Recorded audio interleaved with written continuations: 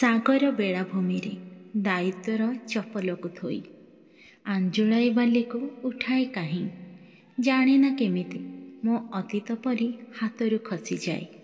ଶୀର୍ଷକ ମୁଠାଇ ସ୍ୱର୍ଗ।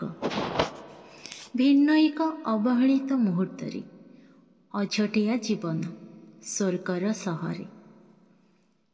ଦୁଷ୍ଟାମିର ଖସଡ଼ା ପାହାଚ, ବସ୍ତାନୀର ଖୁନ୍ଦା ଖୁନ୍ଦି ପାଠ, ଆଉ ଅହରହ ପରୀକ୍ଷା ଜୀବନର ପାର୍ବତ୍ୟ ଅଞ୍ଚଳେ।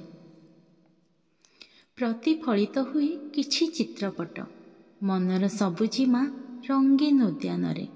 ଅହେତୁକ ଆଶା ବସା ବାନ୍ଧେ କାହିଁ ବଡ଼ ସରାଗରେ, ମାଳଭୂମିର ସେହି କୁହୁକ ତପୋବନରେ।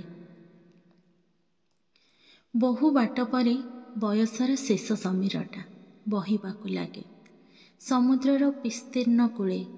ଛନ୍ଦି ହୋଇଥିବା ସମୟର ଏକ ଅଟ୍ଟହାସ୍ୟ କାହିଁକି ଜାଣେନା ସଂକୀର୍ଣ୍ଣ କରେ ମୋ ସୁଖର ପରିଧିକୁ।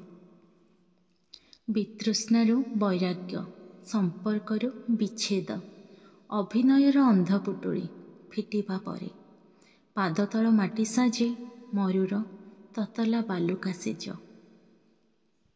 ସରି ନଥିବା ପାହାଡ଼ି ନଈଟେ ସବୁ ରଙ୍ଗ ଧରି ବହି ଚାଲୁଥାଏ ମୋ ଭିତରେ ମହାଶୂନ୍ୟକୁ ଚାହିଁ। ଆଉ ସମୟ ସାଜିଛି ଅହଙ୍କାରର ଆକ୍ରମଣରେ କ୍ଷତାକ୍ତ ଆୟୁଷଟେ।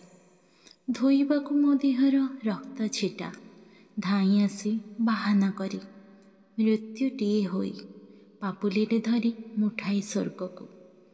ଅଭିଶପ୍ତ ଜୀବନୀ କରିବାକୁ ଆସେ ଆଲିଙ୍ଗନ, ସ୍ନେହ, ପ୍ରୀତି ଓ ଆଶ୍ୱାସନା ସହ।